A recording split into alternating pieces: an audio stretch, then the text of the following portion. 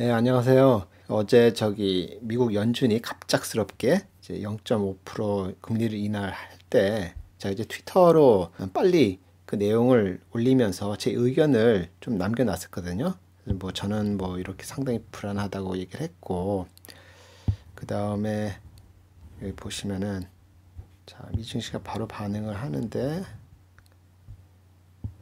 갑작스러운 상승이 다시 하락하는지 잘 지켜보세요 하면서 오후로 갈수록 하락 가능성 열어놔 두시고 보시길 이렇게 얘기를 했습니다. 근데 여하튼 뭐 그렇게 했는데 제 느낌대로 이게 가더라고요. 근데 이번 50bp를 인하를 한 거거든요. 50bp. 그래서 요거 관련돼 갖고 어제 시장이 막 폭락한 이유를 좀 찾아봤어요. 그래서 크게는 세 가지 이렇게 갖고 왔는데, 일단 발표 시점, 그다음에 금리 인하폭, 그리고 브리핑 때 파웰 모습에 확신이 없어 보였던 거, 그렇게 세 가지로 제가 좀 잡아봤습니다. 자, 발표 시점에 대해서 좀 얘기를 해볼게요. 자, 발표 시점 지금 언제 했죠? 발표를. 자, 장이 미국 시간으로 09시 30분에 장 오픈했죠.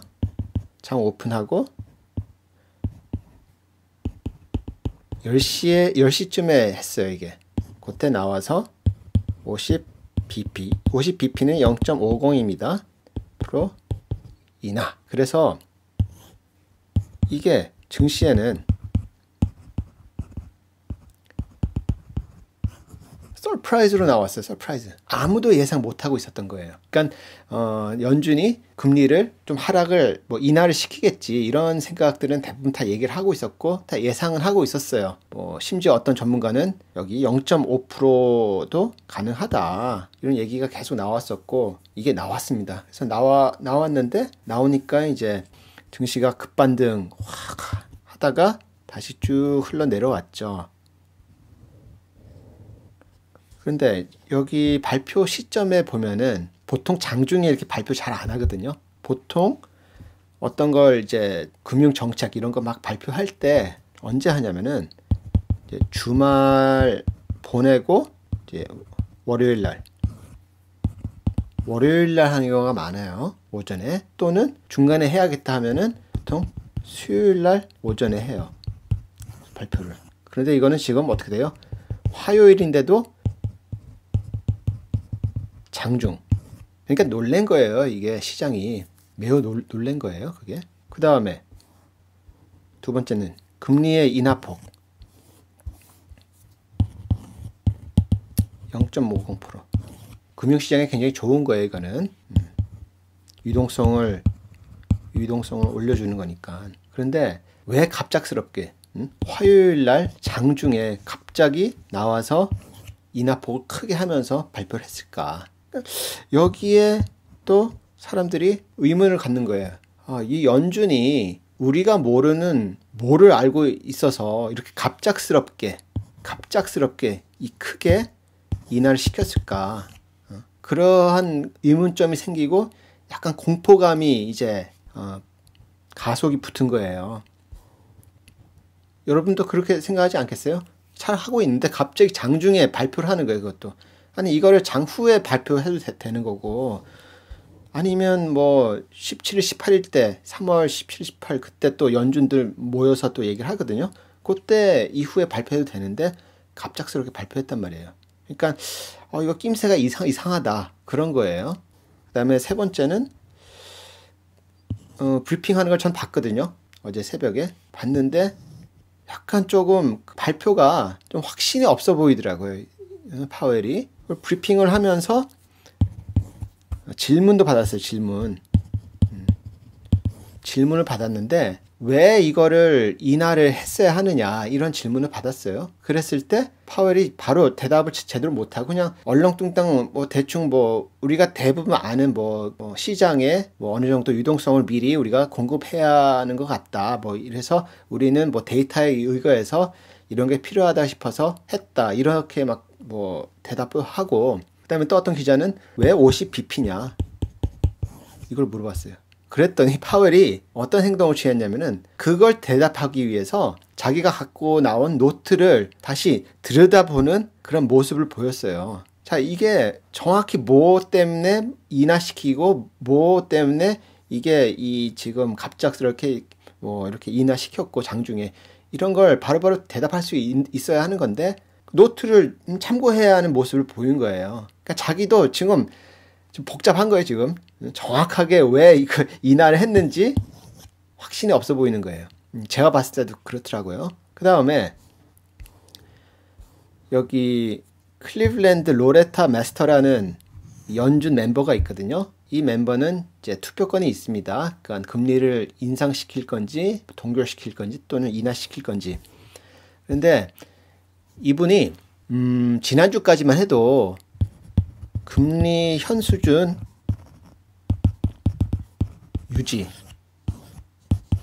타당하다 계속 그 얘기를 했어요. 그런데 이번에 그 50bp를 내리는 것에 대해서 만장일치로 이게 합의됐다고 했거든요. 파웰이. 그 얘기는 뭐냐면은 이 멤버도 결국은 동의를 했다는 거예요. 갑작스럽게. 그러면은 일주일 전에는 유지 오케이.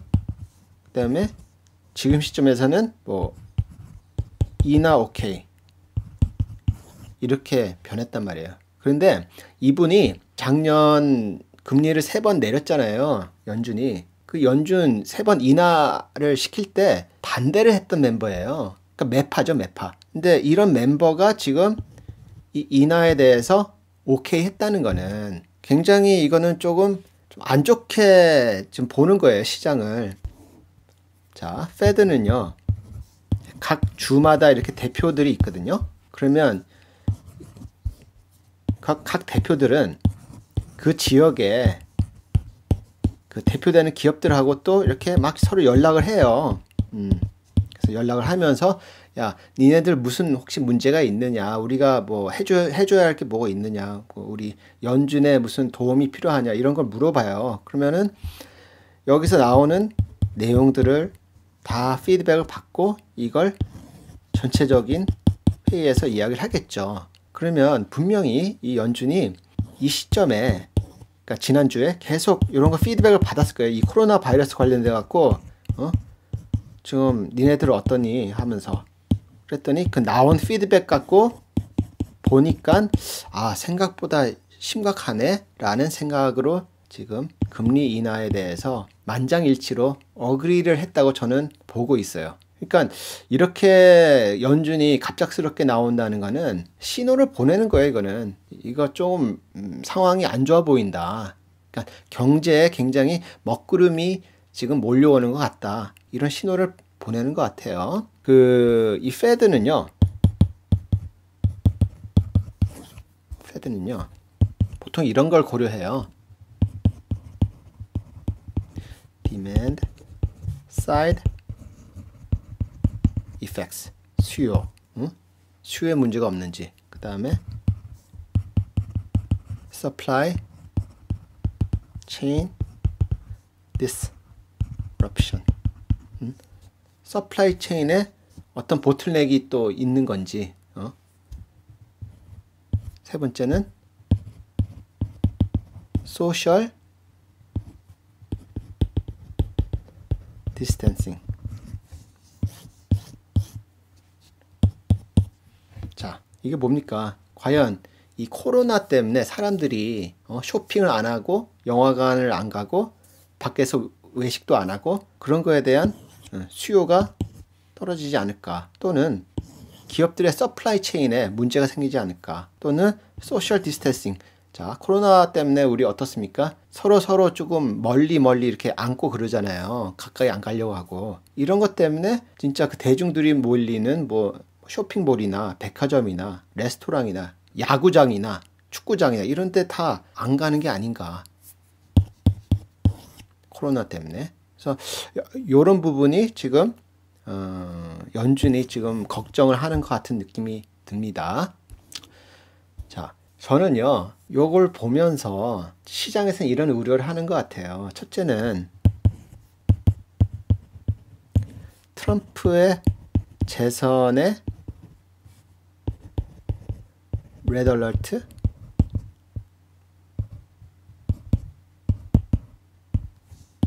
빨간불. 혹시 트럼프가 이제 재선 못하는 게 아닌가 이런 부분이 있는 것 같고요. 이제 코로나가 계속 확장이 되면은 미국에 그럼 뭐 난리 날 거 아닙니까? 그 책임이 다 이제 트럼프한테 막 갈 거예요. 그러니까 자기는 재선해야 하는데 지금 악재입니다. 코로나가. 두 번째는 지금 채권을 얘기하는데 채권이 어제 1%대 이하로 장중에 떨어졌었거든요. 이게 0.93%까지 떨어졌어요. 그리고 다시 이제 끝날 때 1.01%로 끝났거든요. 그러면 이게 혹시 제로 금리로 가는 수순이 아닌가, 이거에 대한 불안이 좀 있어 보입니다. 그 다음에 세 번째는 소비자 행동 패턴이에요. 자, 앞전에 말씀드린 거 있죠? 소비 축소. 자, 소비 축소 중요해요. 미국은 뭐예요? 소비자들에 의해서 나라가 돌아가는 국가예요. 소비국가, 소비국가. 소비를 축소하는 순간 이제 미국 경제는 쭉 빠지는 거예요, 이제.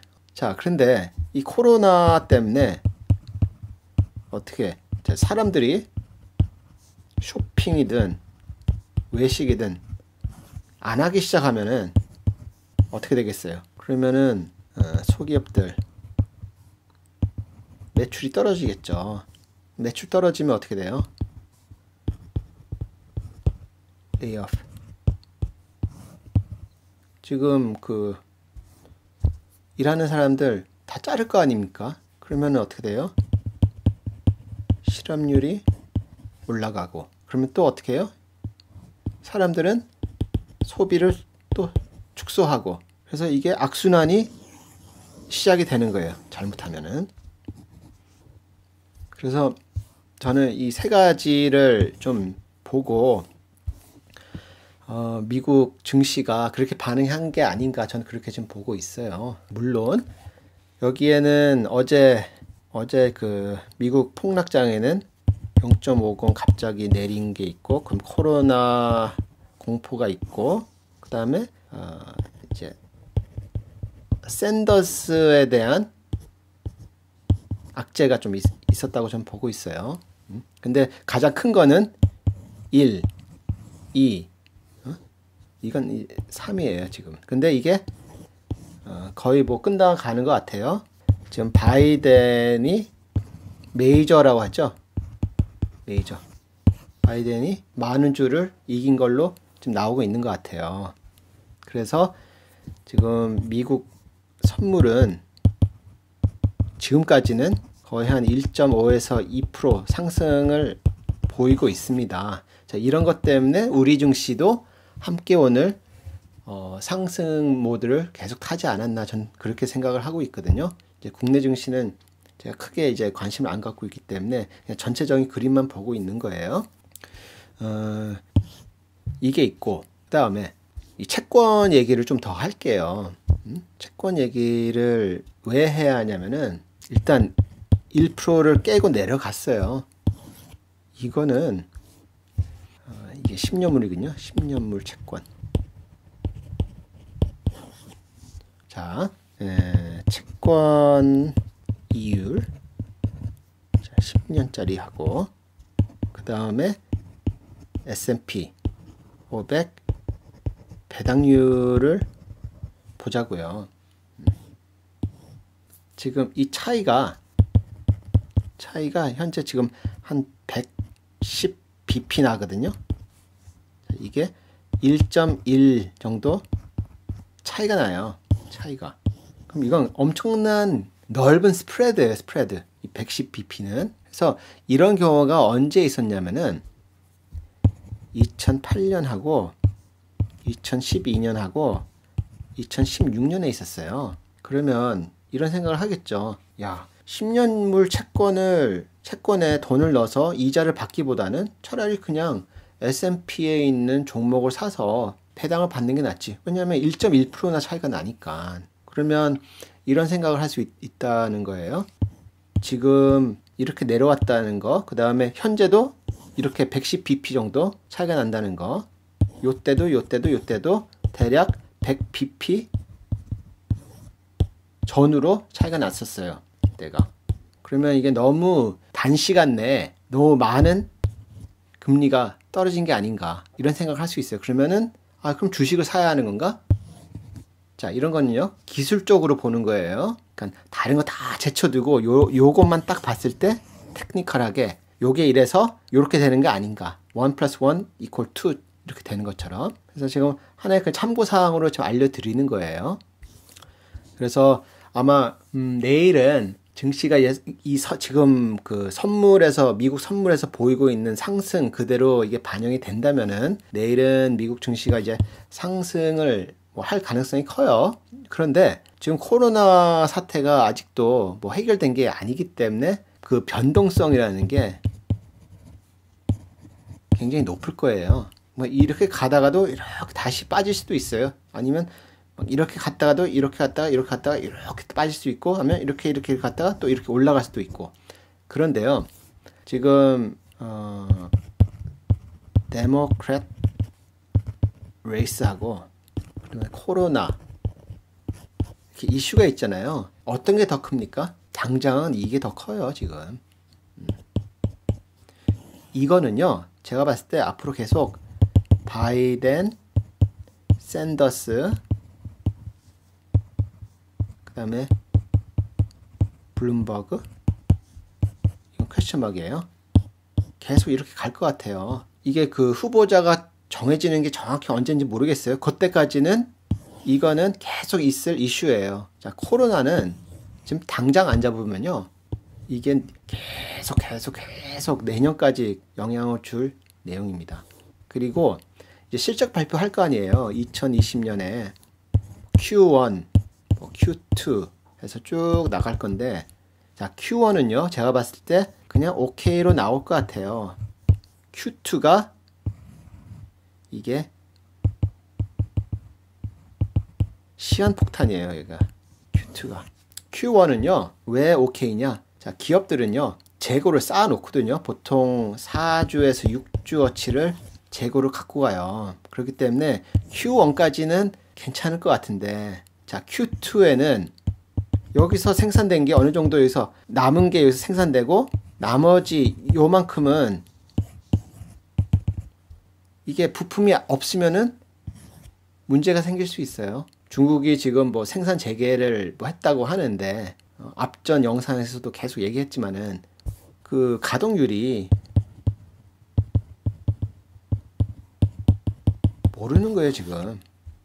10%가 될 수도 있고 30%가 될 수도 있고 50% 될 수도 있어요. 근데 이게 100%가 돼야 그래도 이런 걸 계속 정상적으로 이제 계속 꾸려갈 텐데 그게 아니란 말이에요 지금. 네, 그런 부분이 있습니다. 하여튼 이번 연준에서 0.5% 이제 인하했다는 거는 다른 국가에도 신호를 보내는 거예요. 니네도 하는 게 좋겠다. 이제 메이저를 보면은 미국이 있고, 그다음에 유럽 ECB가 있고, 그다음에 일본에 있어 BOJ가 있어요. 근데 BOJ는 지금 마이너스 금리잖아요 지금. 얘네들 크게 뭐 할 것도 없어요. 자, ECB도 거의 뭐 룸이 없어요. 자, 미국은 그래도 좀 1.25까지 내려왔잖아요. 그쵸? 1.0에서 1.25죠, 지금. 이 정도 룸이 더 있는데, 이거를 어떻게 또, 활용할 것인가.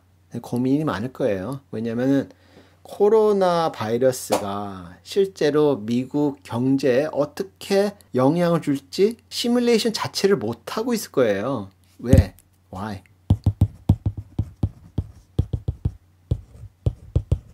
자, 소비자 패턴이 어떻게 바뀔지 모르는 거예요, 아무도. 근데 지금 벌써 몇 군데는 막 사재기를 하고 있잖아요. 물, 뭐 화장지부터 시작해갖고. 근데 이게 계속 가속이 붙으면 제가 계속 얘기했죠. 델타 오버 델타라는 거. 가속이 계속 붙으면요.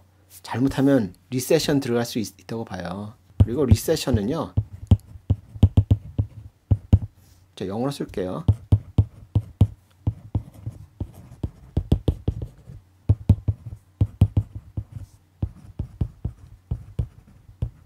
자, 리세션은 이거예요. Loss of faith in the economy. 경제의 신뢰를 잃는 거예요, 그냥. 이게 리세션이에요, 리세션. 그리고 그 사재기라는 게요. 그 미국 애들도 뭐 하면 사재기를 하는데 이런 거예요. 이게 공포인데 보통 뭐가 필요해서 막 사놓는 것도 그게 사재기죠. 그런데 사람이 사재기를 하게 되는 그 이유에는요. 이런 것도 있는 것 같아요. 나는 사재기 할 생각이 없는데 뭐가 필요해서 마트를 가잖아요. 마트를 갔는데 못 구하는 거예요. 항상 문제없이 구하던 거는 못 구하는 거예요. 그렇게 되면 어떻게 되겠어요? 이 공포감이 증폭이 돼요. 그럼 자기도 막 이제 찾으러 다니는 거예요. 그리고 무슨 일 있나 하면서 뭐 눈에 보이기만 하면 막 사는 거예요. 그게 사재기가 되는 거예요. 그래서 다행히도 지금 우리나라는 사재기 조짐이 처음엔 좀 보였는데 한 열흘 전인가 2주 전에 좀 보였는데 지금은 좀 잠잠합니다. 하여튼 뭐 저번에도 얘기했지만 이렇게 복잡한 시기 때는요. 쉬는 게 답이에요. 휴식을 취하는 게. 금 같은 경우도 엄청나게 올랐잖아요. 근데 금도 골드 얘기할게요. 마지막으로. 골드도요. 자, 이상할 때는요. 저는 무조건 cash is king이라고 저는 보고 있어요. 물론 이제 저같이 초장기 투자자들은요. 이런 거 전혀 아무 상관이 없겠죠. 근데 중기 투자자 또는 단기 투자자들한테는 이런 것들이 하나의 또 팩터가 돼요. 근데 지금 너무 이상해요. 지금 채권 그 금리도 그렇고 금 시세도 그렇고 너무너무 저는 이상하다고 봐요. 그런데 제가 앞전에 제가 올렸던 영상 있죠? 그 환율하고 채권에 대한 영상이 하나 있어요. 그게 지난주에 그 폭락장이 시작하기 전에 올렸던 영상이거든요. 좀 낌새가 이상하다. 그 얘기를 했어요. 그 이후에 미국 장이 막 폭락하기 시작했거든요. 그런데 제가 지금 이 영상에서도 분명히 얘기합니다. 지금 골드, 채권, 금리 너무 이상하다는 거. 좀 불안해요, 진짜. 요런 거 감안하세요. 골드는 지금 가격이 제가 봤을 때는 not normal이에요. not normal. 노멀하지 않다는 거예요. 채권도 그렇고. 지금 채권이 1%가 무너졌다는 거는 지금 사람들이 돈을 거기다 막 박아 넣는 거예요, 그냥. 아니, 생각해보세요. 이자를 1%만 준다고 해도 막 돈을 넣는다는 거예요. 근데 이제 기술적으로 봤을 때, 이제 기술적 분석을 하시는 분들은, 채권 금리, 미국 10년물이 0.77%까지도 갈 수 있다. 그렇게 생각을 하셔야 돼요. 이제 제로 금리로 간다는 이제 그 추세에 있다고 본다면은 0.77 못 갈 것도 없어요, 지금. 하여튼 영상이 좀 길어졌는데요. 여기서 마치도록 할게요. 감사합니다.